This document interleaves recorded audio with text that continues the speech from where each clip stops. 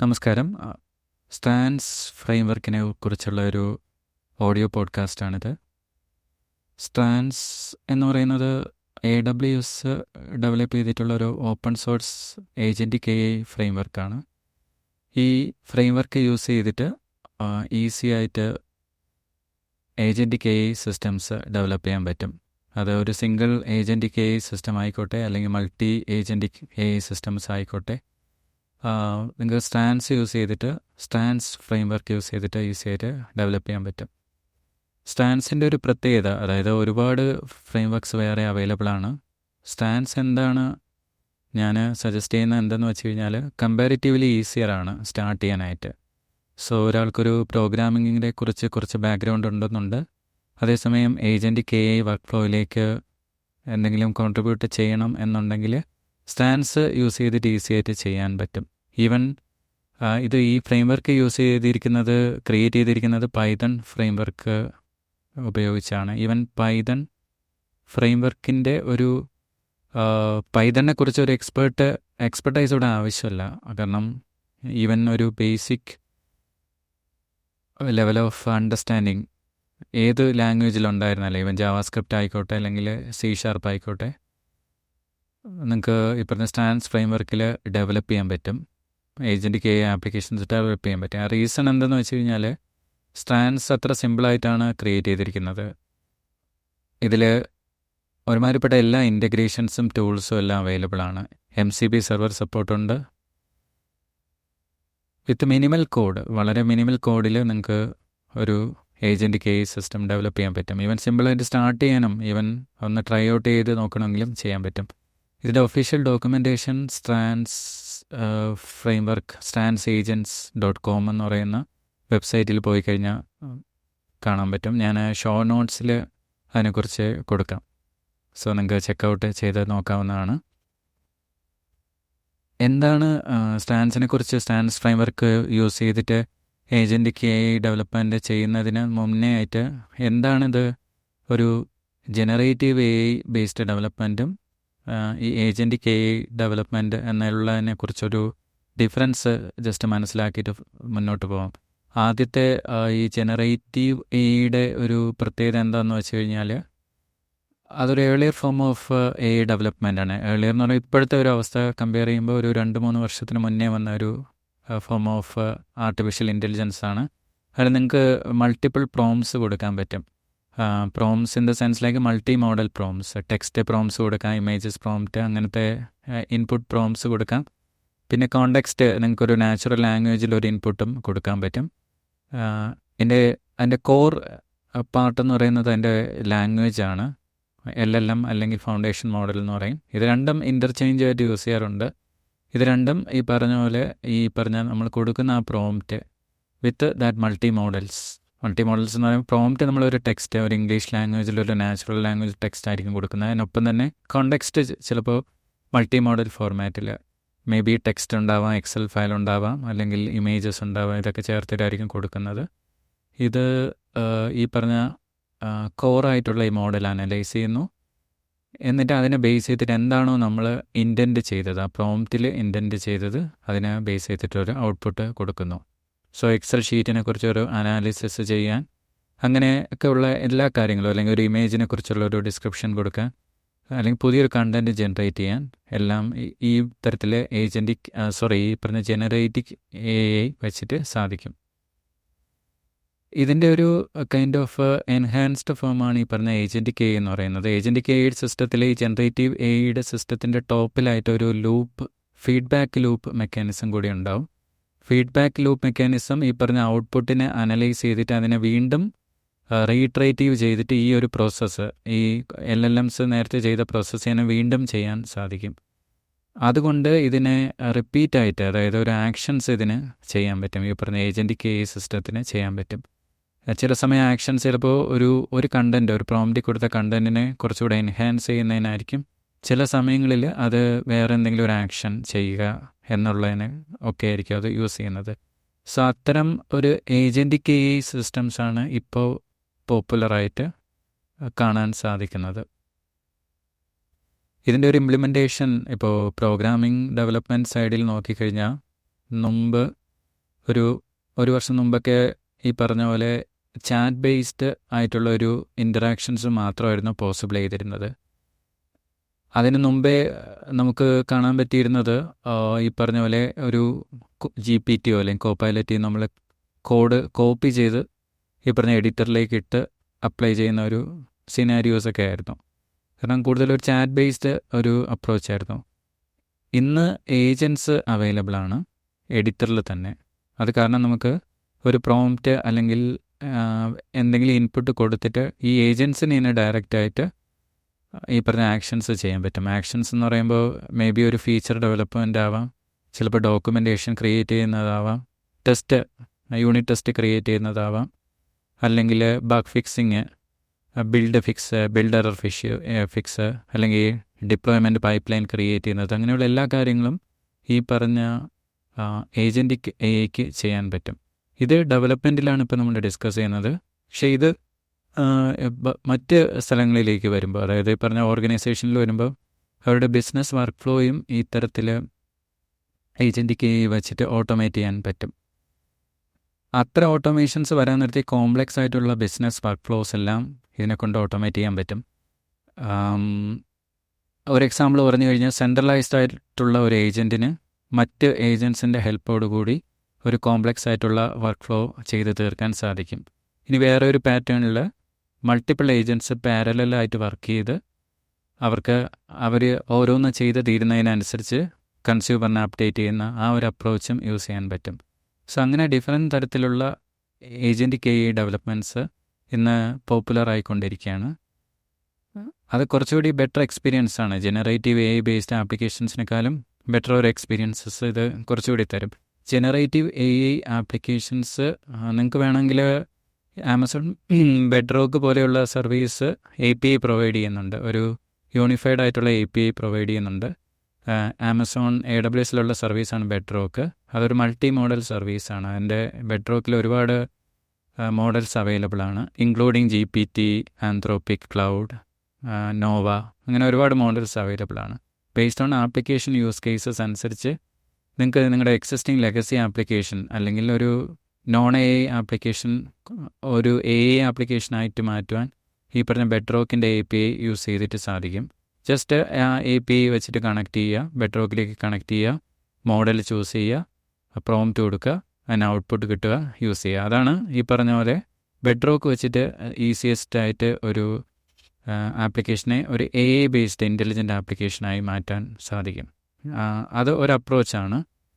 അതിൻ്റെ use cases ആണ് text summarisation, അല്ലെങ്കിൽ ഇമേജ് ക്രിയേഷൻ, അല്ലെങ്കിൽ ബിസിനസ് ഇൻഫർമേഷൻ നോളേജ് സിസ്റ്റത്തിനെ സമ്മറൈസ് ചെയ്യുക, അങ്ങനെയൊക്കെയുള്ള വേരിയസ് നീഡ്സ്, റെക്കമെൻഡേഷൻ സിസ്റ്റംസ്, അതൊക്കെ ഈ പറഞ്ഞ ജനറേറ്റീവ് AIയുടെ കേസസ് വെച്ച് യൂസ് ചെയ്യാൻ പറ്റും. അങ്ങനെ ഒരുപാട് ഫൗണ്ടേഷൻ മോഡൽ പ്രൊവൈഡ് ചെയ്യുന്ന ഒരുപാട് സർവീസസ് ഉണ്ട്. അതിനെയാണ് മോഡൽ പ്രൊവൈഡേഴ്സ് എന്ന് പറയുന്നത്. ഇനി ഡിസ്കസ് ചെയ്യാൻ പോകുന്ന ഏജൻറ്റിക് AI ആപ്ലിക്കേഷൻസിൽ ഈ പറഞ്ഞ പോലെ കുറച്ചുകൂടെ എൻഹാൻസ്ഡ് ആയിട്ട്, അതായത് ഡിഫറെൻ്റ് ആക്ഷൻസൊക്കെ ക്രിയേറ്റ് ചെയ്യാൻ പറ്റുന്ന തരത്തിലുള്ള ആപ്ലിക്കേഷൻസ് ജനറേറ്റ് ചെയ്യാൻ പറ്റും. അത് ജസ്റ്റ് ഇൻ്റലിജൻസ് മാത്രമല്ല, അത് കുറച്ചുകൂടി എൻഹാൻസ്ഡ് ആയിട്ടുള്ള ഒരു എക്സ്പീരിയൻസ് ഈ ഏജൻറ്റിക് AI സിസ്റ്റത്തിന് തരാൻ പറ്റും. കാരണം അതിനൊരു ലൂപ്പ് ബേസ്ഡ് മെക്കാനിസം കൂടി അതിൻ്റെ ടോപ്പായിട്ട് ഉണ്ട്. സോ അതാണ് ഈ സ്റ്റാൻസ് ഫ്രെയിംവർക്ക് വെച്ചിട്ട് നമുക്ക് ക്രിയേറ്റ് ചെയ്യാൻ പറ്റുന്നത്.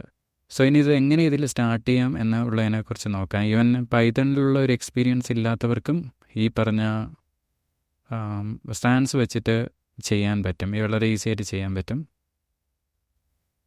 ഫസ്റ്റ് വേണ്ടത് ഒരു സിസ്റ്റത്തിൽ ഡെവലപ്പ് ചെയ്യാൻ ഉദ്ദേശിക്കുന്ന സിസ്റ്റത്തിൽ ഈ പറഞ്ഞ പൈത്തൺ SDK ഇൻസ്റ്റാൾ ചെയ്യുക എന്നുള്ളതാണ്. കാരണം സ്റ്റാൻസ് ഡെവലപ്പ് ചെയ്തിരിക്കുന്നതും സ്റ്റാൻസിൽ കോഡ് റൈറ്റ് ചെയ്യുന്നതൊക്കെ പൈത്തണിലാണ്. എക്സ്പെർട്ടൈസ് ആവശ്യമില്ല പൈത്തണിൽ, പക്ഷേ സ്റ്റിൽ റൈറ്റ് ചെയ്യുന്നത് പൈത്തണിൽ തന്നെയാണ്. സോ പൈത്തൺ ഫ്രെയിംവർക്ക് അല്ലെങ്കിൽ പൈത്തൺ SDK മസ്റ്റായിട്ട് ആ സിസ്റ്റത്തിൽ വേണം. അത് നമ്മൾ ഇൻസ്റ്റാൾ ചെയ്യുക. ഇൻസ്റ്റാൾ ചെയ്ത് കഴിഞ്ഞ് ഒന്ന് കൺഫേം ചെയ്യുക ഈ പറഞ്ഞ ഇൻസ്റ്റലേഷൻ സക്സസ് ആയോ എന്നുള്ളത്. അത് പൈത്തൺ -v എന്ന് പറഞ്ഞ കമാൻഡ്, വെർഷൻ കമാൻഡ് പ്രോംപ്റ്റിൽ അടിച്ചു പോയി കഴിഞ്ഞാൽ ആ വെർഷൻ കാണിക്കും. സോ അത് വെച്ചിട്ട് നമുക്കത് എൻഷുർ ചെയ്യാൻ പറ്റും ഈ പറഞ്ഞ പൈത്തൺ ഇൻസ്റ്റാൾ ആയിട്ടുണ്ടെന്നാണ്.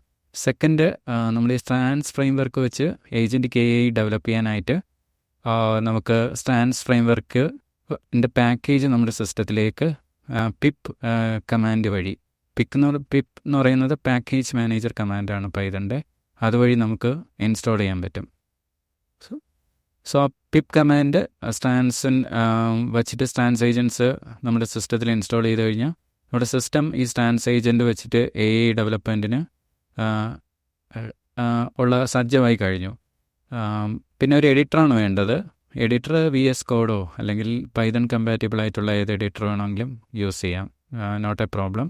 VS കോഡിലാണെന്നുണ്ടെങ്കിൽ ഈ പറഞ്ഞ പോലെ AI അസിസ്റ്റൻസും കിട്ടും. ഈ പറഞ്ഞ പോലെ കോപൈലറ്റ് അല്ലെങ്കിൽ ആമസോൺ ക്യൂവിൻ്റെ സപ്പോർട്ടെല്ലാം അവിടെ കിട്ടുന്നതായിരിക്കും. സോ ഈ പറഞ്ഞ പോലെ പിപ്പ് വെച്ചിട്ട് ഇൻസ്റ്റാൾ ചെയ്യുക. ഇനി നെക്സ്റ്റ് ഒരു പൈതൺ ഫയൽ ക്രിയേറ്റ് ചെയ്യുക. ഏത് പേര് വേണോ കൊടുക്കാം, agent.py ഓർ വാട്ടവർ പേര് നമുക്ക് താല്പര്യമുള്ള ഒരു പേര് കൊടുക്കുക. അതിനുശേഷം അതിൽ എക്സാക്ട്ലി പറഞ്ഞ് 3 ലൈൻസ് ഓഫ് കോഡ് എഴുതി കഴിഞ്ഞാൽ നിങ്ങൾക്കൊരു ബേസിക് ഏജൻറ്റ് ക്രിയേറ്റ് ചെയ്യാൻ പറ്റും. അത് ഈ സ്റ്റാൻസ് ഫ്രെയിംവർക്കിൻ്റെ ഒഫീഷ്യൽ വെബ്സൈറ്റിൽ പോയിട്ട് അതിൽ ക്വിക്ക് സ്റ്റാർട്ട് എന്ന് പറഞ്ഞൊരു സെക്ഷൻ ഉണ്ട്. അവിടെ നോക്കിക്കഴിഞ്ഞാൽ നിങ്ങൾക്ക് ആ ഒരു കോഡ് കാണാൻ പറ്റും. Basically 4 code. First code import ചെയ്യുന്ന കോഡ്, സെക്കൻഡ് ഏജൻറ്റ് ക്രിയേറ്റ് ചെയ്യുന്ന ഏജൻറ്റ് ഈക്വൽ ടു ഏജൻറ്റ് എന്ന് പറഞ്ഞ് ഒരു ഓപ്പണിംഗ് ആൻഡ് ക്ലോസിംഗ് ബ്രാക്കറ്റ് കൊടുക്കുന്നത്. 3ാമത്തെ ലൈൻ ഓഫ് കോഡ് എന്ന് പറയുന്നത് ഏജൻറ്റുമായിട്ട് ഇൻട്രാക്റ്റ് ചെയ്യുന്ന കോഡ്. അത് ഏജൻറ്റ് ഒരു ബ്രാക്കറ്റിൽ നമുക്ക് പ്രോംപ്റ്റ് കൊടുക്കാൻ പറ്റും. സിമ്പിൾ പ്രോംപ്റ്റ് എന്ന് പറയുമ്പോൾ നമുക്കൊരു LLMനോട് എന്താണോ ചോദിക്കുന്നത്, ഏജൻറ്റിനോട് എന്താണോ ചോദിക്കുന്നത് അതെല്ലാം കൊടുക്കാൻ പറ്റും. സിമ്പിളായിട്ട് ടെൽ അബൌട്ട് ഏജൻറ്റ് K എന്ന് കൊടുത്തു കഴിഞ്ഞാൽ അത് എക്സ്പ്ലെയിൻ ചെയ്യും. ആ ഒരു എക്സാമ്പിൾ തന്നെയാണ് ഈ പറഞ്ഞ സ്റ്റാൻസിൻ്റെ ക്വിക്ക് സ്റ്റാർട്ടിലും കൊടുത്തിരിക്കുന്നത്. സോ അതിൽ റെഫർ ചെയ്ത് കഴിഞ്ഞാൽ അറിയാൻ പറ്റും. സോ നിങ്ങൾ ഈ പോഡ്കാസ്റ്റ് കേൾക്കുന്ന സമയത്ത് സെയിം ടൈം തന്നെ ആ ഡോക്യുമെൻറ്റേഷനും കൂടി റെഫർ ചെയ്ത് കഴിഞ്ഞാൽ കുറച്ചുകൂടെ ബെറ്റർ ആയിട്ടുള്ള ഒരു ഐഡിയ കിട്ടും. പിന്നെ ചെയ്തു നോക്കുക, പൈതൺ ഇൻസ്റ്റാൾ ചെയ്യുക, പിപ്പ് ഇൻസ്റ്റാൾ ചെയ്യുക, പിന്നെ ഈ പറഞ്ഞ പോലെ ക്വിക്ക് സ്റ്റാർട്ടിൽ പറഞ്ഞിരിക്കുന്ന പോലെ ചെയ്യുക. ഇതെത്രയും ചെയ്ത് കഴിഞ്ഞ് റൺ ചെയ്യുമ്പോൾ ഒരു പക്ഷേ നിങ്ങൾക്ക് കുറച്ച് എറേഴ്സ് എക്സ്പെക്റ്റ് ചെയ്യാം. അതിൻ്റെ റീസൺ എന്തെന്ന് വെച്ച് കഴിഞ്ഞാൽ ഈ സ്റ്റാൻസ് ഫ്രെയിംവർക്ക് എങ്ങനെയാണെന്ന് വർക്ക് ചെയ്യുന്നതെന്ന് വെച്ച് കഴിഞ്ഞാൽ ഇത് അണ്ടർലൈയിങ് വർക്ക് ചെയ്യുന്നത് ബൈ ഡിഫോൾട്ട് AWSൻ്റെ ബെഡ്റോക്ക് സർവീസിലേക്കാണ് കണക്ട് ചെയ്യുന്നത്. ഫോർ ഇൻ്റലിജൻസ്, ഈ ഒരു മോഡലിൻ്റെ ഇൻ്റലിജൻസ് കിട്ടാൻ വേണ്ടി ആ ഒരു മോഡൽ പ്രൊവൈഡറിലേക്കാണ് കണക്ട് ചെയ്യുന്നത്. സോ അത് കാരണം നമ്മൾ AWS ക്രെഡൻഷ്യൽസ് നമ്മുടെ സിസ്റ്റത്തിൽ കോൺഫിഗർ ചെയ്തിട്ടില്ലെങ്കിൽ എറർ കിട്ടാനുള്ള ചാൻസ് ഉണ്ട്. നോർമലി നമ്മൾ ഡെവലപ്പ് ചെയ്യുമ്പോൾ AWS സർവീസസിൽ ഡെവലപ്മെൻറ്റ് ചെയ്യുന്ന സമയത്ത് AWS CLI ഫസ്റ്റ് ഇൻസ്റ്റാൾ ചെയ്യും. അതിനുശേഷം നമ്മൾ നമ്മുടെ ലോക്കൽ സിസ്റ്റത്തിൽ AWS ക്രെഡൻഷ്യൽസ് കോൺഫിഗർ ചെയ്യും. ക്രെഡൻഷ്യൽസ് AWS കൺസോളിൽ നിന്ന് അവൈലബിൾ ആണ്.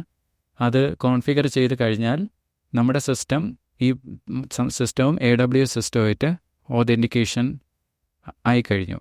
Based on permission. നമ്മൾ പെർമിഷൻ IAM അങ്ങനെ തുടങ്ങിയ കൂടുതൽ കാര്യങ്ങളിലേക്ക് ഇപ്പം പോകുന്നില്ല. ബട്ട് ഇൻ കേസ് എന്തെങ്കിലും പെർമിഷൻ ഇഷ്യൂസ് വന്നു കഴിഞ്ഞാൽ അത് നോക്കി സോൾവ് ചെയ്യേണ്ടതാണ്. ബേസിക്കലി നമ്മളാണ് റൂട്ട് അക്കൗണ്ട് ആണെന്നുണ്ടെങ്കിൽ ആ റൂട്ട് അക്കൗണ്ടിൻ്റെ ക്രെഡൻഷ്യൽസ് ആണ് നമ്മുടെ ലോക്കൽ സിസ്റ്റത്തിൽ സെറ്റ് ചെയ്തിട്ടുണ്ടെന്നുണ്ടെങ്കിൽ പ്രോബ്ലംസ് വരാനുള്ള ചാൻസ് കുറവാണ്. സോ ഇത് ഫസ്റ്റ് ചെയ്യേണ്ടുന്ന ഒരു കാര്യമാണ്. ഈ പറഞ്ഞ സ്റ്റാൻസ് ഏജൻറ്റ് വെച്ച് ഡെവലപ്പ് ചെയ്യുന്നതിന് മുമ്പായിട്ട് ഈ AWS ക്രെഡൻഷ്യൽസ് കോൺഫിഗർ ചെയ്യണം. എങ്കിൽ മാത്രമേ ഈ സ്റ്റാൻസിന് ഈ പറഞ്ഞ ഈ ബെഡ്റോക്കിലേക്ക് കണക്ട് ചെയ്യാൻ പറ്റുള്ളൂ. പക്ഷേ ഈ ബെഡ്റോക്കിലേക്ക് കണക്ട് ചെയ്യുന്നതിന് വേറെ കോഡൊന്നും നമ്മൾ എഴുതണ്ട, കാരണം അതെല്ലാം ഈ ഫ്രെയിംവർക്ക് ഹാൻഡിൽ ചെയ്തോളും. സോ നമ്മൾ ആ 3 ലൈൻ കോഡ് എഴുതുമ്പോൾ അതൊരു ബേസിക് ഏജൻ്റായി മാറുകയാണ്. ആ സമയത്ത് ഓട്ടോമാറ്റിക്കലി നമ്മൾ കൊടുക്കുന്ന റിക്വസ്റ്റ്, അതായത് ഏജൻറ്റിനകത്ത് കൊടുക്കുന്ന പ്രോംപ്റ്റ് ഓട്ടോമാറ്റിക്കലി ഈ പറഞ്ഞ പോലെ ഫ്രെയിംവർക്ക് തന്നെ ഈ പറഞ്ഞ ബെഡ്റോക്ക് സർവീസിലേക്ക് ഡൈവേർട്ട് ചെയ്തോളും ബേസ്ഡ് ഓൺ നമ്മുടെ കോൺഫിഗർഡ് ക്രെഡൻഷ്യൽസ്. ക്രെഡൻഷ്യൽസ് ഒരു അപ്രോച്ചാണ്, അതല്ലാതെ ബിയറർ ടോക്കൺ അപ്രോച്ച് ഉണ്ട്, അത് വെച്ചിട്ടും കണക്ട് ചെയ്യാൻ പറ്റും. Main point some form of configuration and required permissions അവിടെ ഉണ്ടായിരിക്കണം എന്നുള്ളതാണ് മെയിനായിട്ടുള്ള ഒരു പോയിന്റ്. പിന്നെ ഉള്ള രണ്ടാമത്തെ ഒരു കാര്യം എന്തെന്ന് വെച്ച് കഴിഞ്ഞാൽ ബെഡ്റോക്ക് എന്ന് പറയുന്ന സർവീസ് ഒരുപാട് മോഡൽസ് പ്രൊവൈഡ് ചെയ്യുന്നുണ്ട്. അതേസമയം ഈ പറഞ്ഞ സ്റ്റാൻസ് ബൈ ഡിഫോൾട്ട് യൂസ് ചെയ്യുന്ന മോഡൽ എന്ന് പറയുന്നത് ക്ലൗഡ് സോണറ്റ് മോഡലാണ്. നിങ്ങൾക്ക് വേണമെങ്കിൽ വേറെ മോഡൽ എക്സ്പ്ലിസിറ്റ് ആയിട്ട് പറഞ്ഞു കൊടുക്കാം, ഇതിനകത്ത് അതിനുള്ള ഓപ്ഷൻസ് ഉണ്ട്. ബട്ട് ബൈ ഡിഫോൾട്ട് ക്വിക്ക് സ്റ്റാർട്ടിൽ കാണുന്ന എക്സാമ്പിളിൽ ബൈ ഡിഫോൾട്ട് ഇത് യൂസ് ചെയ്യുന്നത് ക്ലൗഡ് സോണറ്റിൻ്റെ ലേറ്റസ്റ്റ് മോഡലിലാണ്. സോ ആ മോഡൽ കൂടി നമ്മുടെ AWS കൺസോളിൽ പോയിട്ട് ബെഡ്റോക്ക് കൺസോളിൽ ഡ്രിൽ ഡൗൺ ചെയ്യണം. ബെഡ്റോക്ക് കൺസോളിന് സെപ്പറേറ്റ് ഒരു കൺസോളുണ്ട്. അത് മെയിൻലി പറഞ്ഞ ബെഡ്റോക്കിൻ്റെ ആ ഒരു സെറ്റിങ്സ് പേജ്, ആ സെറ്റിങ്സ് പേജിൽ പോയിട്ട് മോഡൽസ് അവിടെ നിങ്ങൾക്ക് കാണാൻ പറ്റും. സംതിങ് ഒരു ടാബ് അവിടെ ഉണ്ട്, മോഡൽസ് എന്ന് പറഞ്ഞാൽ അവൈലബിൾ. ആ മോഡൽസിൽ പോയിട്ട് മോഡൽ ഈ പറഞ്ഞ ഈ പറഞ്ഞ ആന്ത്രോപ്പിക്കിൻ്റെ ക്ലൗഡ് സോണറ്റ് മോഡൽ എനേബിൾ ചെയ്യണം. ഇല്ലാന്നുണ്ടെങ്കിൽ നിങ്ങൾക്ക് പെർമിഷൻസ് എല്ലാം കാണും, ബട്ട് ഈ പറഞ്ഞ മോഡൽ എനേബിൾ ചെയ്യാത്തതുകൊണ്ട് ഈ പറഞ്ഞ സ്റ്റാൻസ് ഫ്രെയിംവർക്ക് അതിലേക്ക് കണക്ട് ചെയ്യാൻ ശ്രമിക്കുന്ന സമയത്ത് എറർ ചിലപ്പോൾ ഉണ്ടാവാം. സോ അതും ഇമ്പോർട്ടൻ്റ് ആണ്. സോ ഇത്രയും ചെയ്ത് കഴിഞ്ഞാൽ നോർമലി നിങ്ങൾക്ക് ഔട്ട്പുട്ട് കിട്ടും. പിന്നെ ഇതിൻ്റെ ടോപ്പിൽ നിങ്ങൾക്ക് കൂടുതൽ കാര്യങ്ങൾ ചെയ്യാൻ പറ്റും. ഇനി നമുക്ക് ഏതൊക്കെ തരത്തിലുള്ള ആപ്ലിക്കേഷൻസ് ഇത് വെച്ചിട്ട് ഡെവലപ്പ് ചെയ്യാം എന്നുള്ളതിനെക്കുറിച്ച് ഒന്ന് ഡിസ്കസ് ചെയ്യാം. ഇനി ഏതൊക്കെ തരത്തിലുള്ള ആപ്ലിക്കേഷൻസ് ഇത് വെച്ചിട്ട് ഡെവലപ്പ് ചെയ്യുക എന്നുള്ളതിനെക്കുറിച്ചാണ് ഡിസ്കസ് ചെയ്യുന്നത്. എക്സാമ്പിളിൽ നമ്മുടെ ക്വിക്ക് സ്റ്റാർട്ട് എക്സാമ്പിളിൽ നമ്മൾ നോക്കിയത് ഈ പറഞ്ഞ പോലെ സിമ്പിളായിട്ടുള്ള ഒരു ഏജൻ്റാണ്. സിമ്പിളായിട്ട് ഈ പറഞ്ഞ ബെഡ്റോക്കിലേക്ക് കണക്ട് ചെയ്യുന്നു, ഔട്ട്പുട്ട് പ്രൊവൈഡ് ചെയ്യുന്നു. അതാണ് നമ്മൾ നോക്കിയ ഒരു simple application. But in real world ഒരു പ്രൊഡക്ഷനിൽ എൻ്റർപ്രൈസിൽ വരുമ്പോൾ ഇത് കുറച്ചുകൂടെ കോംപ്ലക്സ് ആവാൻ ചാൻസ് ഉണ്ട്. കാരണം എൻ്റർപ്രൈസിൽ വരാൻ നേരത്ത് അവിടെ ഒരു ബിസിനസ് വർക്ക് ഫ്ലോയെ ഓട്ടോമേറ്റ് ചെയ്യുക എന്നുള്ളതാണ് ഈ പറഞ്ഞ ഏജൻസിൻ്റെ കോള്. അവിടെ വരാൻ നേരത്തെ ഇത് ചിലപ്പോൾ ഒരു സിംഗിൾ ഏജൻറ്റ് സിസ്റ്റം ആവാം, ചിലപ്പോൾ മൾട്ടിപ്പിൾ ഏജൻറ്റ്സ് ആവാം, അല്ലെങ്കിൽ ചിലപ്പോൾ ചില സമയത്ത് CLI ബേസ്ഡ് ഏജൻറ്റ്സ് ആവാം. CLI മീൻസ് ഈ പറഞ്ഞ കമാൻഡ് ലൈൻ ഇൻ്റർഫേസ് ആണ്. ചിലർക്ക് ഈ പറഞ്ഞ കമാൻഡ് കൊടുത്തായിരിക്കും ചെയ്യാനായിട്ട് എളുപ്പം. But command with natural language support ഉണ്ടെന്നുണ്ടെങ്കിൽ കുറച്ചുകൂടി എളുപ്പമായിരിക്കും, എസ്പെഷ്യലി സപ്പോർട്ടിങ് ടീംസിന്. അവർ ഈ പറഞ്ഞ പോലെ കമാൻഡ്സ് തെറ്റിപ്പോയാലും അവർക്ക് ഈ പറഞ്ഞ ബിസിനസ് സ്പെസിഫിക് ഫങ്ഷൻസ് എന്തെങ്കിലും ആ രീതിയിൽ ചെയ്യാൻ പറ്റും. സോ അങ്ങനത്തെ applications, so single agent application, multi agent application, പിന്നെ അതല്ലാതെ കോൺവെർസേഷണൽ ഏജൻറ്റ്സ്, അങ്ങനെ പലതരത്തിലുള്ള ഏജൻറ്റ്സ്, സെൽഫ് കറക്റ്റിംഗ് ഏജൻറ്റ്സ്, ഒരുപാട് കാറ്റഗറീസ്. ഇതെല്ലാം ഈ പറഞ്ഞ പോലെ ഈ സ്റ്റാൻസ് വെച്ചിട്ട് ചെയ്യാൻ പറ്റും. ഇതിൻ്റെ എക്സാമ്പിൾസും സ്റ്റാൻസിൻ്റെ ഒഫീഷ്യൽ ഡോക്യുമെൻറ്റേഷനിൽ കൊടുത്തിട്ടുണ്ട്. അതാണ് ഈ സ്റ്റാൻസിന് ഉള്ള ഒരു ബെനിഫിറ്റ്. മറ്റ് ഫ്രെയിംവർക്ക്സ്, ഒരുപാട് ഫ്രെയിംവർക്ക്സ് നമുക്ക് അവൈലബിൾ ആണ് ചുറ്റുപാട്, ഒരുപാട് ഇഷ്ടം പോലത്തെ ഫ്രെയിംവർക്ക്സ് ഉണ്ട്. ബട്ട് ഒരു full end to end picture തരുന്ന ഫ്രെയിംവർക്ക്സ് കുറവാണ്. കാരണം അതിൻ്റെ റീസൺ എന്തെന്ന് വെച്ചാൽ ഇതുപോലെ ഒരു എൻ്റർപ്രൈസിന് AWSൻ്റെ ഒരു ബാക്കപ്പ് ഉള്ളതുകൊണ്ട് ഈ പറഞ്ഞ സ്റ്റാൻസ് നല്ല രീതിയിൽ ഒരു കസ്റ്റമർ ഫ്രണ്ട്ലി ആയിട്ട് ഒപ്റ്റിമൈസ് ചെയ്തിരിക്കുന്ന, കസ്റ്റമർ ആസ് വെൽ ആസ് ഈ പറഞ്ഞ ഡെവലപ്മെൻറ്റ് ഫ്രണ്ട്ലി ആയിട്ട് ഒപ്റ്റിമൈസ് ചെയ്തിരിക്കുന്ന ഒരു ഫ്രെയിംവർക്കാണ്. അതുകൊണ്ട് വളരെ മിനിമൽ കോഡ് അല്ലെങ്കിൽ നിങ്ങൾക്ക് അത് ചെയ്യാൻ പറ്റും. ബട്ട് അതിൻ്റെ മീനിങ് അതൊരു സിമ്പിൾ ഒരു ഫ്രെയിംവർക്ക് എന്നും പറയാൻ പറ്റില്ല. എൻ്റർപ്രൈസ് ഗ്രേഡ് ആപ്ലിക്കേഷൻസ് ഒരുപാട് യൂസ് ചെയ്യാനും ആ ഫ്രെയിംവർക്ക് വെച്ചിട്ട് സാധിക്കും. പിന്നെ കസ്റ്റമൈസേഷൻസും പറ്റും. കാരണം ഈ പറഞ്ഞ പോലെ ബൈ ഡിഫോൾട്ട് ഈ പറഞ്ഞ പോലെ ബെഡ്റോക്കാണ് യൂസ് ചെയ്തിരിക്കുന്നത് ആണെങ്കിലും ഇത് കൂടാതെ അനവധി പ്രൊവൈഡേഴ്സ്, മോഡൽ പ്രൊവൈഡേഴ്സ് ഇൻക്ലൂഡിങ് ആന്ത്രോപ്പിക്, അതുപോലെ മറ്റ് പ്രൊവൈഡേഴ്സ് ജെമിനി, ഇതുപോലെയുള്ള പ്രൊവൈഡേഴ്സ് നിങ്ങൾക്ക് കണക്ട് ചെയ്യാൻ പറ്റും. ഈവൻ കസ്റ്റം പ്രൊവൈഡേഴ്സും കണക്ട് ചെയ്യാൻ പറ്റും. സോ ഫ്രെയിംവർക്ക് എന്ന് പറയുമ്പോൾ അങ്ങനെയാണ്, അതിന് നല്ല കസ്റ്റമൈസേഷൻസ് ചെയ്യാൻ പറ്റും. പിന്നെ ഒരുപാട് ടൂൾസ് സപ്പോർട്ട് തരുന്നുണ്ട്. അതാണ് ഇതിൽ എടുത്തു പറയേണ്ടുന്ന കാര്യം. AWS സ്റ്റാൻസ് ഫ്രെയിംവർക്കിൽ അവരുടെ ഡോക്യുമെൻറ്റേഷനിൽ നോക്കിക്കഴിഞ്ഞാൽ അതിൻ്റെ ആ ലെഫ്റ്റ് സൈഡിലുള്ള മെനുവിൽ നിങ്ങൾ നോക്കിക്കഴിഞ്ഞാൽ കാണാൻ പറ്റും ഒരുപാട് ടൂൾസ് സപ്പോർട്ടുണ്ട്. ഈ ടൂൾസ് നിങ്ങൾക്ക് ക്രിയേറ്റ് ചെയ്യാം. അപ്പോൾ നിങ്ങൾക്ക് സ്പെസിഫിക് ആയിട്ട് നിങ്ങളുടെ ഏജൻറ്റിൻ്റെ കേസിന് വേണ്ടി ടൂൾസ് ക്രിയേറ്റ് ചെയ്യാം. പിന്നെ അതല്ലാതെ സ്പെസിഫിക് ആയിട്ടുള്ള ടൂൾസ് അവർ തരുന്നുണ്ട്, ഈ പറഞ്ഞ ഫ്രെയിംവർക്ക് തന്നെ തരുന്നുണ്ട്. എക്സാമ്പിൾ ഇപ്പോൾ നമുക്ക് ഒരു API കണക്ട് ചെയ്തിട്ട് അവിടുന്ന് എന്തെങ്കിലും ഡേറ്റ എടുക്കണം, അങ്ങനെ ഉണ്ടെന്നുണ്ടെങ്കിൽ HTTP ടൂള് തരുന്നുണ്ട്. അതുപോലെ തന്നെ ഫയൽ ബേസ്ഡ് ഓപ്പറേഷൻസിന് വേണ്ടി അതിനുള്ള ടൂള് തരുന്നുണ്ട്. സ്പെസിഫിക് AWS ഓപ്പറേഷൻസിന് വേണ്ടിയുള്ള ടൂള് തരുന്നുണ്ട്. ഇങ്ങനെ ഒരുപാട് ടൂൾസ് ഇത് തന്നെ തരുന്നുണ്ട്. കൂടുതൽ ഫീച്ചേഴ്സ് ഉണ്ട്, ഞാനത് എക്സ്പ്ലെയിൻ ചെയ്യാം, കുറച്ചുകൂടി അങ്ങോട്ട് പോകുമ്പോൾ എക്സ്പ്ലെയിൻ ചെയ്യാം എപ്പിസോഡിൽ. സോ ഇത്തരം ടൂൾസ് ഉള്ളതുകൊണ്ട് വളരെ സിമ്പിളായിട്ട് ഈ പറഞ്ഞ പോലെ നമുക്ക് ഏജൻറ്റ് KA മെത്തേഡ്സ് ഡിഫൈൻ ചെയ്യാൻ പറ്റും. അതിൻ്റെ എക്സാമ്പിൾസും ഈ പറഞ്ഞ പോലെ എക്സാമ്പിൾ GitHubൽ കൊടുത്തിട്ടുണ്ട്. അവിടെ നമുക്ക് മൾട്ടി ഏജൻറ്റിൻ്റെ ഒരു എക്സാമ്പിൾ കൊടുത്തിട്ടുണ്ട്. റിസർച്ച് അസിസ്റ്റൻ്റ് എന്ന് പറഞ്ഞ ഒരു ഏജൻറ്റ്, അതൊരു മൾട്ടി ഏജൻ്റാണ്. ഈ റിസർച്ച് അസിസ്റ്റൻ്റ് എന്ന് പറയുന്ന ഈ ഏജൻറ്റ് ഒരു സിമ്പിൾ ഏജൻ്റാണ് നമുക്ക് ഔട്ട്സൈഡ് തോന്നുന്നെങ്കിലും ഇൻ എഫക്റ്റ് അതൊരു 3 ഏജൻറ്റിൻ്റെ ഒരു കോമ്പിനേഷനാണ്. ഒന്ന് മെയിൻലി ഒരു റിസർച്ച് ഏജൻറ്റ്, പിന്നെ 2 ഒരു അനലിസ്റ്റ് ഏജൻ്റ് ഉണ്ട്, 3 ഒരു റൈറ്റർ ഏജൻ്റ് ഉണ്ട്. ഈ 3 രീതിയിലാണ് അവരുടെ റെസ്പോൺസിബിലിറ്റി ഉള്ളത്. ഈ 3 ഈ സ്റ്റാൻസ് യൂസ് ചെയ്തിട്ട് ഡിഫൈൻ ചെയ്യുന്നത് എങ്ങനെയെന്ന് വെച്ച് കഴിഞ്ഞാൽ 3 മെത്തേഡ്സ് ആയിട്ട് എഴുതുന്നു. ഇവർ ഏതൊക്കെയാണ് ടൂൾസ് യൂസ് ചെയ്യേണ്ടതെന്നുള്ളത് ജസ്റ്റ് ഒരു ഡിക്ലറേറ്റീവ് രീതിയിൽ പറഞ്ഞു കൊടുക്കുന്നു. നമ്മൾ കൂടുതൽ അതിൻ്റെ കോഡൊന്നും എഴുതേണ്ട ആവശ്യമില്ല. ഡിക്ലറേറ്റീവ് രീതിയിൽ എക്സാമ്പിൾ ഇപ്പോൾ ഒരു API എന്ന് നമുക്ക് ഇൻപുട്ടാണ് കിട്ടേണ്ടതെന്നുണ്ടെങ്കിൽ ആ APIയുടെ ടൂൾ ഒരു HTTP ടൂൾ അവിടെ മെൻഷൻ ചെയ്യുന്നു. പിന്നെ ഒരു സിസ്റ്റം പ്രോംപ്റ്റ് കൂടി പറയുന്നു. അതായത് ഈ മെത്തേഡ് എന്താണ് ചെയ്യേണ്ടതെന്നുള്ളത് ഒരു സിസ്റ്റം പ്രോംപ്റ്റായിട്ട് എക്സ്പ്ലെയിൻ ചെയ്യുന്നു. സോ ഇതൊരു APIയിൽ പോയി അതിൻ്റെ റിട്ടേൺ എടുത്തുകൊണ്ട് വരികയാണെന്നുണ്ടെങ്കിൽ നിങ്ങൾക്ക് ടൂൾസ് പറഞ്ഞു കൊടുക്കാം. ഒപ്പം ആ സിസ്റ്റം ടൂൾ പ്രോംപ്റ്റ് കൂടി പറഞ്ഞു കൊടുത്താൽ ഇൻ നാച്ചുറൽ ലാംഗ്വേജ് പറഞ്ഞു കൊടുത്തു കഴിഞ്ഞാൽ റെസ്റ്റ് ഓഫ് ദ തിങ്സ് ഈ പറഞ്ഞ ഫ്രെയിം വർക്ക് ഹാൻഡിൽ ചെയ്തോളും. സോ അത് ഈ പറഞ്ഞ പോലെ ഈ ടൂൾ യൂസ് ചെയ്തിട്ട് സ്പെസിഫൈഡ് ആയിട്ടുള്ള APIയിൽ പോകും, ഇൻപുട്ട് എടുക്കും, കിട്ടിയിരിക്കുന്ന ഔട്ട്പുട്ട് ഈ രീതിയിലുള്ളതാണോ എന്ന് അണ്ടർലൈങ് മോഡൽ വെച്ച് അനലൈസ് ചെയ്ത് നോക്കും. എന്നിട്ട് അതാണെന്നുണ്ടെങ്കിൽ അത് ഔട്ട്പുട്ട് നെക്സ്റ്റ് സ്റ്റേജിലേക്ക്, അതായത് അനലിസ്റ്റ് സ്റ്റേജിലേക്ക് കൊടുക്കും. അല്ലാന്നുണ്ടെങ്കിൽ ഈ ലൂപ്പ് റിപ്പീറ്റ് ചെയ്യും. ഈ പറഞ്ഞ ഫസ്റ്റ് ഏജൻറ്റ് തന്നെ, റിസർച്ച് ഏജൻറ്റ് തന്നെ ലൂപ്പ് റിപ്പീറ്റ് ചെയ്ത് ഈ കറക്റ്റ് ഔട്ട്പുട്ട് കിട്ടുന്നവരെ. സോ അതൊരു ഇൻ്റലിജൻസ് സപ്പോർട്ട് അതിനുണ്ട്. എന്നിട്ട് നെക്സ്റ്റ് സ്റ്റേജിലേക്ക് കൊടുക്കും.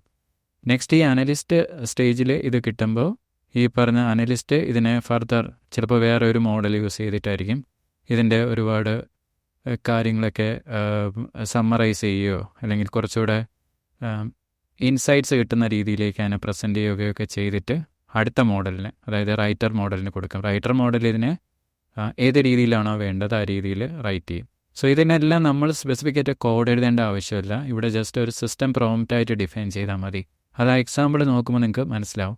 സോ ഈ രീതിയിൽ നിങ്ങൾക്ക് ഒരു ഏജൻറ്റ് ഡിഫൈൻ ചെയ്യാം, മൾട്ടിപ്പിൾ ഏജൻറ്റ്സ് ഡിഫൈൻ ചെയ്യാം. അങ്ങനെ ഒരുപാട് ഓപ്ഷൻസ് ഈ പറഞ്ഞ പോലെ സ്റ്റാൻസ് കൊടുക്കുന്നുണ്ട്. വളരെ ഈസി ആയിട്ട് ഏജൻറ്റ് KA ഡെവലപ്മെൻറ്റ് ചെയ്യാൻ പറ്റും. ബട്ട് അണ്ടർലൈങ് ഒരു പ്രൊവൈഡർ ആൻഡ് മോഡൽ വേണമെന്നുള്ളത് മസ്റ്റാണ്.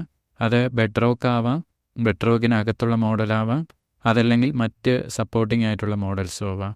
മോഡൽ പ്രൊവൈഡേഴ്സിൻ്റെ കംപ്ലീറ്റ് ലിസ്റ്റ് stansagents.com എന്ന് പറയുന്ന വെബ്സൈറ്റിൽ പോയി കഴിഞ്ഞാൽ കാണാൻ പറ്റും. സോ ആ വെബ്സൈറ്റും ഈ പറഞ്ഞൊരു പോഡ്കാസ്റ്റിൻ്റെ ഇതുണ്ടെന്നുണ്ടെങ്കിൽ നിങ്ങൾക്ക് ഈസി ആയിട്ട് ഫോളോ അപ്പ് ചെയ്യാൻ പറ്റും. അടുത്ത ഒരു പ്രധാന കാര്യം ഇതിൻ്റെ കൺസെപ്റ്റാണ്. ഇതെങ്ങനെയാണ് വർക്ക് ചെയ്യണമെന്ന് വെച്ച് കഴിഞ്ഞാൽ ചില കൺസെപ്റ്റുകളാണ്. അതും ഈ പറഞ്ഞ പോലെ ഇതിൻ്റെ വെബ്സൈറ്റ് ഇതിന് കൊടുത്തിട്ടുണ്ട്. ഒന്ന് ഏജൻറ്റ് ലൂപ്പ് എന്ന് പറയുന്ന, നമ്മൾ നേരത്തെ ഏജൻറ്റ് KAയെക്കുറിച്ചും ഈ പറഞ്ഞ ജനറേറ്റീവ് AIയെക്കുറിച്ചുള്ള ഡിഫറൻസ് മനസ്സിലാക്കിയപ്പോൾ നമ്മൾ മനസ്സിലാക്കിയ ഒരു കമ്പോണൻ്റാണ് ഈ ഫീഡ്ബാക്ക് ലൂപ്പ്. ഇത് ഈ പറഞ്ഞ പോലെ ഏജൻറ്റ് KA സിസ്റ്റത്തിലുണ്ട്. ഈ ഫീഡ്ബാക്ക് ലൂപ്പാണ് വീണ്ടും വീണ്ടും ഈ പറഞ്ഞ ഒരു ഔട്ട്പുട്ട് കറക്റ്റ് ആവുന്നവരെ ഇത് റിപ്പീറ്റ് ചെയ്തുകൊണ്ടിരിക്കുന്നത്. ഒരു ജസ്റ്റ് ലൈക്ക് ഒരു ഇൻ്റലിജൻറ്റ് സിസ്റ്റം പോലെ. ഈ ഒരു ലൂപ്പ്, ഒരു സിമ്പിൾ ലൂപ്പിനെ ബേസ് ചെയ്തിട്ടാണ് സ്റ്റാൻസ് വർക്ക് ചെയ്യുന്നത്. പക്ഷെ നമ്മളത് കോൺഫിഗർ ചെയ്യണോ അല്ലെങ്കിൽ അങ്ങനത്തെ കാര്യങ്ങളൊന്നും ചെയ്യേണ്ട, അതൊക്കെ ബൈ ഡിഫോൾട്ട് ഈ ഫ്രെയിം വർക്ക് തന്നെ ഹാൻഡിൽ ചെയ്തോളും. അതാണ് ഒന്ന്. രണ്ടാമത് ഇതിൻ്റെ കോൺവെർസേഷൻസ് ആണ്. അതായത് ഈ പറഞ്ഞ പോലെ യൂസർ കൊടുക്കുന്ന നാച്ചുറൽ ലാംഗ്വേജ്, ഇതല്ലാതെ സിസ്റ്റം പ്രോംസ്, നമ്മൾ ഡിഫൈൻ ചെയ്തിരിക്കുന്ന പ്രോംസ്, ഇതെല്ലാം ഈ ഫ്രെയിം വർക്ക് തന്നെ ഹാൻഡിൽ ചെയ്തോളും. സോ ഒരു ഏജൻറ്റിൽ നിന്ന് അണ്ടർലൈങ് LLMലേക്ക് പോകുന്ന ആ പറഞ്ഞ കാര്യങ്ങൾ, അങ്ങനെയുള്ള കോൺവെർസേഷൻസ്, അതുപോലെ തന്നെ ഈ ഒരു ഏജൻറ്റ് മറ്റൊരു ഏജൻറ്റിനേക്ക് ട്രാൻസ്ഫർ ചെയ്യുന്ന കോൺവെർസേഷൻസ്, ഇങ്ങനത്തെ കോൺവെർസേഷൻസ് ഒക്കെ തന്നെ ഈ പറഞ്ഞ ഫ്രെയിം വർക്കിൽ ഇൻബിൽട്ട് ആയിട്ടുള്ള കോൺവെർസേഷൻ മാനേജേഴ്സ് ഹാൻഡിൽ ചെയ്തോളും. സോ അതും ഈ ഫ്രെയിം വർക്ക് കൊടുക്കുന്നുണ്ട്. പിന്നെ സ്റ്റേറ്റ് മാനേജ്മെൻ്റ് ആണ്. അതായത് ഇതുപോലെയുള്ള പല മെത്തേഡ്സ്, പല ഏജൻറ്റ് കോർഡിനേറ്റഡ് ആയിട്ട് വർക്ക് ചെയ്യുന്ന സമയത്ത് ഒരു സെൻട്രൽ സ്റ്റേറ്റ് മാനേജ്മെൻറ്റ് മെക്കാനിസം അവിടെ ആവശ്യമായിട്ട് വരും. ആ സ്റ്റേറ്റ് മാനേജ്മെൻറ്റ് മെക്കാനിസവും ഈ പറഞ്ഞ സ്റ്റാൻസ് കൊടുക്കുന്നുണ്ട്. അത് വെച്ചിട്ട് നമുക്ക് സ്റ്റേറ്റ് സെറ്റ് ചെയ്യാൻ പറ്റും. സ്റ്റേറ്റ് മീൻസ് നമ്മുടെ റിയാക്ട് അതിലൊക്കെ കാണുന്ന അതേ രീതിയിൽ കമ്പോണൻറ്റ് സ്റ്റേറ്റ് പോലെ സ്റ്റേറ്റ് മെക്കാനിസം ഇത് ചെയ്യാൻ പറ്റും. മാത്രമല്ല ആ സ്റ്റേറ്റിനെ നമുക്കൊരു സ്പെസിഫിക് സ്കീമ, ഒരു JSON സ്കീമയും എൻഫോഴ്സ് ചെയ്യിക്കാൻ പറ്റും. അതനുസരിച്ച് അതിൻ്റെ വാലിഡേഷൻ അങ്ങനെയുള്ള കാര്യങ്ങളൊക്കെ ചെയ്യാൻ പറ്റും. മാത്രമല്ല ഈ മെസ്സേജസ് ഒരു ഏജൻറ്റ് എന്താണോ LLMന് കൊടുക്കുന്നത്, തിരിച്ചു വരുന്നത്, അങ്ങനെയുള്ള മെസ്സേജസ് ഇതെല്ലാം തന്നെ നമുക്ക് റിട്രീവ് ചെയ്യാൻ പറ്റും. പിന്നെ MCP സപ്പോർട്ടുണ്ട്. MCP എന്ന് പറയുമ്പോൾ ഒരു പ്രോട്ടോക്കോളാണ് ആക്ച്വലി. ആന്ത്രോപ്പിക്ക് ലാസ്റ്റ് 2022 കൊണ്ടുവന്ന ഒരു പ്രോട്ടോക്കോളാണ്. ബേസിക്കലി ഈ പ്രോട്ടോക്കോൾ മെൻഷൻ ചെയ്തിരിക്കുന്നത് എന്തെന്ന് വെച്ച് കഴിഞ്ഞാൽ ഈ LLMസിനെ, അതായത് ഫൗണ്ടേഷൻ മോഡൽസിനെ കുറച്ചുകൂടെ ഈ പറഞ്ഞ ഇൻ്റലിജൻസ് കുറച്ചുകൂടെ അതിന് എൻട്രി ചെയ്യാനായിട്ടുള്ള ഒരു പ്രോട്ടോക്കോൾ സപ്പോർട്ട് കൊടുക്കുകയാണ്. അതായത് ഒരു ഇൻ്റർഫേസ് കൊടുക്കുകയാണ് ചെയ്യുന്നത്. സോ എന്താ ചെയ്യുന്നതെന്ന് വെച്ച് കഴിഞ്ഞാൽ ഈ പറഞ്ഞ MCP സെർവേഴ്സ് നമുക്ക് ഈ പറഞ്ഞ അത് പല രീതിയിൽ യൂസ് ചെയ്യാം. അതായത് MCP സെർവേഴ്സ് നമുക്ക് വേണമെങ്കിൽ നമ്മുടെ ഡെവലപ്മെൻറ്റ് എൻവയോൺമെൻറ്റ്, അതായത് കോപൈലറ്റ് പോലെയുള്ള എൻവയോൺമെൻറ്റിൽ നമ്മുടെ ഡെവലപ്മെൻറ്റ് ഹെൽപ്പ് ചെയ്യാനായിട്ട് MCP സെർവേഴ്സ് യൂസ് ചെയ്യാം. അത് ഒരു അപ്രോച്ചാണ്. അതല്ലാന്നുണ്ടെങ്കിൽ ഈ പറഞ്ഞ പോലെ ഏജൻറ്റ് ഈ സിസ്റ്റത്തിന് മറ്റൊരു സിസ്റ്റത്തിൻ്റെ കോണ്ടെക്സ്റ്റ് കൂടുതൽ മനസ്സിലാക്കാനോ അല്ലെങ്കിൽ യൂസർ ആക്ഷൻസ് ചെയ്യാനോ ഒക്കെ ഈ MCP സെർവേഴ്സ് യൂസ് ചെയ്യാം. ഇവിടുത്തെ ഈ പറഞ്ഞ സ്റ്റാൻസിൻ്റെ എക്സാമ്പിൾ വെച്ച് തന്നെ കേസ് നോക്കിക്കഴിഞ്ഞാൽ നമ്മളിപ്പോൾ വിഷ്വൽ സ്റ്റുഡിയോ കോഡിലാണ് ഈ സ്റ്റാൻസിൻ്റെ ഒരു ഏജൻറ്റ് ഡെവലപ്പ് ചെയ്യുക എന്ന് വെച്ചോ. നമ്മൾ അതിലൊരു പ്രോംപ്റ്റ് കൊടുത്തു കഴിഞ്ഞാൽ, അതായത് എനിക്കൊരു സ്റ്റാൻസിൻ്റെ ഒരു മെത്തേഡ് വേണം, ഇത് HTTP ടൂൾ യൂസ് ചെയ്യണം, ഇത് ഈ പറഞ്ഞ പോലെ ഇന്ന APIയിൽ പോയി ഇന്ന ഡേറ്റയൊക്കെ എടുക്കണമെന്നൊക്കെ നമ്മൾ പറഞ്ഞു കൊടുത്തു കഴിഞ്ഞാൽ ബൈ ഡിഫോൾട്ട് ഈ പറഞ്ഞ പോലെ ഈ കോപൈലറ്റ് അല്ലെങ്കിൽ ആമസോൺ ക്യൂ ആ മോഡലിന് അവൈലബിൾ ആയിട്ടുള്ള ഡേറ്റ വെച്ചിട്ട് ഇത് കോഡ് റൈറ്റ് ചെയ്യും. മോസ്റ്റ് ഓഫ് ദ കേസസ് അത് കറക്റ്റും ആയിരിക്കും. പക്ഷേ ഇതിൽ കൂടുതലായിട്ട് കുറച്ചുകൂടെ ഒരു എൻഹാൻസ്ഡ് ആയിട്ടുള്ള ഒരു ഇൻഫർമേഷൻ വേണമെന്നുണ്ടെങ്കിൽ ഈ പറഞ്ഞ പോലെ മോഡൽ സെർവർ കൺട്രോൾ പ്രോട്ടോക്കോൾസ് ഉള്ള ആ MCP സെർവേഴ്സ് നമുക്ക് നമ്മുടെ ഈ പറഞ്ഞ VS കോഡിൽ അല്ലെങ്കിൽ കറസ്പോണ്ടിങ് എക്സ്റ്റൻഷൻസിൽ കോൺഫിയർ ചെയ്യാൻ പറ്റും. കോൺഫിയർ ചെയ്ത് കഴിഞ്ഞാൽ എന്ത് പറ്റുമെന്ന് വെച്ച് കഴിഞ്ഞാൽ നമ്മൾ ഈ പറഞ്ഞ കോപൈലറ്റിനോടോ അല്ലെങ്കിൽ ഈ പറഞ്ഞ ക്യൂവിനോടോ ക്വസ്റ്റ്യൻസ് ചോദിക്കുമ്പോൾ ഇത് MCP സെർവറിൽ കൂടി ചെക്ക് ചെയ്തിട്ട് ആയിരിക്കും അതിൻ്റെ ഔട്ട്പുട്ട് വരുന്നത്. മാത്രമല്ല ഇതിന് കൂടുതൽ ആക്ഷൻസ് ചെയ്യാനും പറ്റും. അതായത് ഫോർ എക്സാമ്പിൾ ഇപ്പോൾ റെഡിസിൻ്റെ MCP സെർവേഴ്സ് ഉണ്ട്. അത് നമ്മൾ കോൺഫിയർ ചെയ്ത് കഴിഞ്ഞാൽ നമുക്കിടങ്കിൽ നാച്ചുറൽ ലാംഗ്വേജ് രീതിയിൽ റെഡിസിലെ ഒരു ക്യാഷ് ക്ലിയർ ചെയ്യാനോ അങ്ങനെയൊക്കെയുള്ള കാര്യങ്ങളൊക്കെ പറയാൻ പറ്റും. സോ അത് വർക്കൗട്ട് ആവും. അങ്ങനെ ഒരുപാട് കാര്യങ്ങൾ ഈ പറഞ്ഞാൽ MCP സെർവേഴ്സ് ചെയ്യാൻ പറ്റും. ഈ MCP സെർവേഴ്സ് ഒരുപാട് കമ്പനീസ് ഇപ്പോൾ അവരുടെ ഒരു ഡിഫോൾട്ട് മോഡലായിട്ട് കൊടുക്കുന്നുണ്ട്. ഇവൻ സ്റ്റാൻസിൻ്റെ ഡോക്യുമെൻറ്റേഷൻ തന്നെ MCP സെർവറായിട്ട് കൊടുക്കുന്നുണ്ട്. അത് കാരണം അത് നമ്മൾ ഒരു VS കോഡിലായിട്ട് കോൺഫിയർ ചെയ്ത് കഴിഞ്ഞാൽ, അല്ലെങ്കിൽ ഏത് ടൂളാണോ നമ്മൾ ഡെവലപ്മെൻറ്റിന് യൂസ് ചെയ്യുന്ന അതിൽ കോൺഫിയർ ചെയ്ത് കഴിഞ്ഞാൽ കൂടുതൽ കോണ്ടെക്സ്റ്റ് ഈ പറഞ്ഞ പോലെ ആ ഒരു സ്റ്റാൻസിനെ കുറിച്ചുള്ള എക്സാക്റ്റ് കോണ്ടെക്സ്റ്റ് കിട്ടും. സിമിലർലി ഒരുപാട് പ്രൊവൈഡേഴ്സ് MCP സെർവേഴ്സ് കൊടുക്കുന്നുണ്ട്. സോ അതൊരു ഇൻ്റർഫേസ് ആണ്. ഇൻഫർമേഷൻ റിട്രീവൽ മാത്രമല്ല, ഈ പറഞ്ഞ പോലെ ആക്ഷൻസ്, ഈ പറഞ്ഞ മോഡൽസിന് എന്തെങ്കിലും ചെയ്യണം എന്നുണ്ടെങ്കിൽ അതും ഇത് MCP സെർവേഴ്സ് വഴി ചെയ്യാൻ പറ്റും. സോ ജസ്റ്റ് ആ ഒരു ട്രിഗർ അങ്ങ് ഇനിഷ്യലൈസ് ചെയ്യുകയുള്ളൂ. ബാക്കി ഈ പറഞ്ഞ പോലെ MCP സെർവേഴ്സ് അതിൻ്റെ ഇംപ്ലിമെൻറ്റേഷൻസ് ചെയ്തോളും. സോ ആ തരത്തിലൊരു ആബ്സ്ട്രാക്ഷൻ ഇവിടെ നടക്കുന്നുണ്ട്. അതാണ് ഈ MCP സെർവേഴ്സിൻ്റെ ഒരു മെയിൻ പ്രയോജനം എന്ന് പറയുന്നത്. ഒരു യൂസർ ആക്ഷൻസ് അല്ലെങ്കിൽ ഒരു ആക്ഷൻസ് LLMസിന് ചെയ്യാനൊക്കെ, അല്ലെങ്കിൽ ഇൻഫർമേഷൻ കൂടുതൽ കോണ്ടെക്സ്റ്റ് കിട്ടുക എന്നുള്ള രീതിയിലൊക്കെ ഈ പറഞ്ഞ പോലെ MCP സെർവേഴ്സ് യൂസ് ചെയ്യാൻ പറ്റും. ഈ MCP സെർവേഴ്സിൻ്റെ സപ്പോർട്ട് ഈ പറഞ്ഞ ഈ സ്റ്റാൻസ് ഏജൻറ്റിലുണ്ട്. അതുകൊണ്ട് നിങ്ങൾക്ക് ഏത് MCP ടൂൾ വേണോ കോൺഫിയർ ചെയ്യാൻ പറ്റും അതിൽ. സോ കുറച്ചുകൂടെ ഏജൻറ്റ് കെയുടെ ഒരു മെത്തേഡ്സ് കുറച്ചുകൂടെ ഒരു എൻറിച്ച് ആവും ഈ പറഞ്ഞ പോലെ ഈ MCP ടൂൾസ് യൂസ് ചെയ്യുമ്പോൾ. അത് ഒരു ഓപ്ഷനാണ്. പിന്നെ സെക്യൂരിറ്റി പെർസ്പെക്റ്റീവ് നോക്കിക്കഴിഞ്ഞാൽ ഇൻബിൽട്ടായിട്ട് എല്ലാ സെക്യൂരിറ്റി ബെസ്റ്റ് പ്രാക്ടീസസും ഈ പറഞ്ഞ പോലെ ഈ സ്റ്റാൻസ് ഫ്രെയിംവർക്കിലുണ്ട്. പിന്നെ അതുകൂടാതെ ഇപ്പം P2 പോലെയുള്ള പേഴ്സണൽ ഇൻഫർമേഷൻസ് ഹൈഡ് ചെയ്യണം എന്നുണ്ടെങ്കിൽ തേർഡ് പാർട്ടി ലൈബ്രറി ഇൻ്റഗ്രേഷൻസും സപ്പോർട്ട് ചെയ്യുന്നുണ്ട്. ഇത് കൂടാതെ ഒബ്സർവബിലിറ്റി ഒരു ക്രിട്ടിക്കൽ പാർട്ടാണ് ഈ പറഞ്ഞ എല്ലാ ഏജൻറ്റ് കെ സിസ്റ്റത്തിലും ആൻഡ് ഡിസ്ട്രിബ്യൂട്ടഡ് സിസ്റ്റത്തിൽ എല്ലാം. ഒബ്സർവബിലിറ്റി ഒരു പ്രധാന ഫാക്ടറാണ്. അതും ബൈ ഡിഫോൾട്ട് ഈ പറഞ്ഞ സ്റ്റാൻസ് ഫ്രെയിംവർക്കിൽ തരുന്നുണ്ട്. ലോഗിങ് ഓപ്ഷൻസ് ഉണ്ട്, ട്രേസസ് ഓപ്ഷൻസ് ഉണ്ട്, മെട്രിക്സ് ഓപ്ഷനുണ്ട്. മെട്രിക്സ് മീൻസ് ഈ ഓരോ മോഡൽസ് അല്ലെങ്കിൽ ഈ പറഞ്ഞ പോലെ ഓരോ മെത്തേഡ്സ് എങ്ങനെയാണ് പെർഫോം ചെയ്യുന്നത് അങ്ങനെയൊക്കെയുള്ള കുറേ കാര്യങ്ങളുടെ മെട്രിക്സ് തരുന്നുണ്ട്. ഇതെല്ലാം ഡോക്യുമെൻറ്റേഷനിൽ കൊടുത്തിട്ടുണ്ട്. അതിൽ നോക്കിക്കഴിഞ്ഞാൽ ആക്യുറേറ്റ് ആയിട്ടുള്ള ആ ഒരു ഇൻഫർമേഷൻ കിട്ടും. പിന്നെ സെക്കൻഡ് ഉള്ളത് ഈ പറഞ്ഞ പോലെ ട്രേസസ് ആണ്. അതായത് ഒരു മൾട്ടി ഏജൻറ്റ് സിസ്റ്റത്തിൽ ഓരോ ഏജൻറ്റും ഒരു വർക്ക് ഫ്ലോയുടെ ഒരു സ്നാപ്പ് മാത്രമായിരിക്കും സൂക്ഷിക്കുന്നത്. ഒരു വർക്ക് ഫ്ലോ ഇനിഷ്യലൈസ് ചെയ്യുന്നത് ഒരു ഏജൻ്റ് ആയിരിക്കും, പിന്നെ അത് ഒരുപാട് ഏജൻസിലൂടെ കടന്നു പോയായിരിക്കും അതിൻ്റെ ഒരു ഔട്ട്പുട്ട് വരുന്നത്, especially in multi agent system. ആ സമയത്ത് ഒരു ട്രേസ് അവിടെ ആവശ്യമാണ്. ഒരു കോറിലേറ്റഡ് ആയിട്ടുള്ള ഒരു ട്രേസ് അവിടെ ഉണ്ടായിരുന്നാൽ മാത്രമേ ഒരു എക്സാക്റ്റ് ഇഷ്യൂ ഐഡൻറ്റിഫിക്കേഷൻ അവിടെ സാധിക്കുള്ളൂ.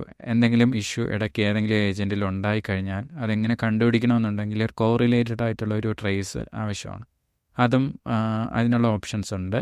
പിന്നെ ഇത് കൂടാതെ കസ്റ്റം ലോഗിങ്, അതായത് ഒരു ആപ്ലിക്കേഷൻ്റെ ഫങ്ഷന് ഇടയ്ക്ക് ഏതെങ്കിലും സ്പെസിഫിക് മെത്തേഡിനിടയ്ക്ക് ഒരു സ്പെസിഫിക് ആയിട്ടുള്ള ഒരു ലോഗിങ് ആവശ്യമുണ്ടെന്നുണ്ടെങ്കിൽ അതിനുള്ള സപ്പോർട്ടും കൊടുക്കുന്നുണ്ട്. സോ ഇതൊക്കെയാണ് ഒരു ഏജൻറ്റ് KI ഡെവലപ്മെൻറ്റിൻ്റെ ഒരു ഓവറോൾ വ്യൂ. ഒരുപാട് ഡീറ്റെയിൽസിലേക്ക് നമ്മൾ പോകുന്നില്ല, പകരം നിങ്ങൾ ആ പറഞ്ഞ ഡോക്യുമെൻറ്റേഷൻ നോക്കിക്കഴിഞ്ഞാൽ അതിൽ ഫുൾ ഡോക്യുമെൻറ്റ്സ് ഉണ്ട്. ഞാൻ ഈ പറയുന്നത് അതിൻ്റെ ഒരു സമ്മറിയാണ്, ജസ്റ്റ് ഇത് ഒരു ഓവർവ്യൂ കിട്ടുക എന്നുള്ള ഒരു സമ്മറിയാണ്. പിന്നെ വേറെ ഒരു കേസാണ് ഇതിൻ്റെ ഡിപ്ലോയ്മെൻറ്റ് ഫാക്ടർ എന്ന് പറയുന്നത്. എങ്ങനെ ഡെവലപ്പ് ചെയ്ത ആപ്ലിക്കേഷൻ എവിടെയൊക്കെ ഡിപ്ലോയ് ചെയ്യാം എന്നുള്ളതാണ്. ഇത് ഡിപ്ലോയ് ചെയ്യാനുള്ള ഒരു ടാർഗറ്റ് എന്ന് പറയുന്നത് സിംപ്ലസ്റ്റ് ഫോം ഓഫ് ടാർഗറ്റ്സ് എന്ന് പറയുന്നത് സെർവർലെസ്സിൽ ലാംഡയിൽ ഡിപ്ലോയ് ചെയ്യാൻ പറ്റും. സോ ആ സമയത്ത് ലാംഡ ഒരു പൈത്തൺ ബേസ്ഡ് ഒരു ലാംഡ ആണെന്നുണ്ടെങ്കിൽ ഈ ഏജൻറ്റ് കോഡ് പൈത്തൺ ലാംഡയിലേക്ക് ഡിപ്ലോയ് ചെയ്യാൻ പറ്റും. അതിനുള്ള എക്സാമ്പിൾസും ഈ പറഞ്ഞ പോലെ CDK എന്ന് പറയുന്ന ഒരു ഫോൾഡറിനകത്ത് ജിറ്റ്ഹബിൻ്റെ ഇവരുടെ സ്റ്റാൻസ് ഏജൻറ്റ് ഫ്രെയിംവർക്കിൻ്റെ ജിറ്റ്ഹബ് ഉണ്ട് ഒഫീഷ്യൽ. അതിൽ എക്സാമ്പിൾസ് ഒരുപാട് കൊടുത്തിട്ടുണ്ട്, പലതരത്തിലുള്ള ഏജൻറ്റ്സ്, റിസർച്ച് ഏജൻറ്റ്സ് ഇങ്ങനെയൊക്കെ ക്രിയേറ്റ് ചെയ്യുക. സോ അത് നോക്കുക. അതിൻ്റെ കൂട്ടത്തിൽ തന്നെ ഒരു CDK ബേസ്ഡ് ഒരു ഫോൾഡർ ഉണ്ട്, അവിടെ ഇതെങ്ങനെ ലാംഡയിലേക്ക് ഡിപ്ലോയ് ചെയ്യാം അല്ലെങ്കിൽ EC2ലേക്ക് ഡിപ്ലോയ് ചെയ്യാം എന്നുള്ളതിനെക്കുറിച്ചൊക്കെ കൊടുത്തിട്ടുണ്ട്. ഓരോന്നും ഓരോ യൂസ് കേസാണ് വരുന്നത്. ലാംഡയിൽ ഡിപ്ലോയ് ചെയ്യുന്ന മെയിൻ കേസ് എപ്പോഴെന്ന് വെച്ചാൽ അതൊരു സെർവർലെസ് ഫോം ഓഫ് ഡിപ്ലോയ്മെൻ്റ് ആവശ്യമുണ്ടെന്ന് വെച്ചോ. ഇപ്പം നമുക്കൊരു സ്ട്രീമിംഗ് ആയിട്ടുള്ള ഔട്ട്പുട്ട് വേണ്ട, ഈ പറഞ്ഞ ഒരു ഏജൻറ്റ് സിസ്റ്റത്തിൽ നിന്ന് ഒരു സ്ട്രീമിംഗ് ആയിട്ടുള്ള ഔട്ട്പുട്ട് വേണ്ട, പകരം ഒരു സിമ്പിളായിട്ടുള്ള ഒരു ഔട്ട്പുട്ട് മതി. അത് വേരിയബിളായിട്ട് യൂസ് ചെയ്യുന്ന തരത്തിലുള്ള ഏജൻറ്റിക് ആപ്ലിക്കേഷൻസ് ഒക്കെ ആണെങ്കിൽ ലാംഡയിൽ അത് ഹോസ്റ്റ് ചെയ്യാം, കൂടുതൽ കോസ്റ്റ് എഫക്റ്റീവ് ആയിരിക്കും. ലാംഡയിൽ ഹോസ്റ്റ് ചെയ്യുന്നത് എങ്ങനെയെന്ന് വെച്ചാൽ ഈ ഏജൻറ്റ് KI ഒരു പൈത്തൺ പാക്കേജായിട്ട് പൈത്തൺ ലാംഡ ക്രിയേറ്റ് ചെയ്തിട്ട് അവിടെ ഇടും. അത് CDK വെച്ചിട്ടായിരിക്കും അതിൻ്റെ ഇൻഫ്രാസ്ട്രക്ചർ ക്രിയേറ്റ് ചെയ്യുന്നത്. അതിൻ്റെ കൂട്ടത്തിൽ ഈ Python lambda actual code application agent code കൂടി ഡിപ്ലോയ് ചെയ്യും. ലാംഡ ബൈറ്റ്സ് ഓൺ അതിന് സ്റ്റാർട്ട് ചെയ്യാൻ പറ്റില്ല, അതിനൊരു ട്രിഗർ എൻഡ് പോയിൻ്റ് ആവശ്യമാണ്. സോ അത് നമുക്ക് പല ട്രിഗേഴ്സ് നമുക്ക് കണക്ട് ചെയ്യാൻ പറ്റും. വേണമെങ്കിൽ HTTP ട്രിഗർ കണക്ട് ചെയ്യാം, അല്ലെങ്കിൽ ഈ പറഞ്ഞ പോലെ ഒരു SQS ബേസ്ഡ് അല്ലെങ്കിൽ ഇവൻറ്റ് ബ്രിഡ്ജിനെ ബേസ് ചെയ്തിട്ടുള്ള ട്രിഗേഴ്സ് ആണെന്നുണ്ടെങ്കിൽ കണക്ട് ചെയ്യാം.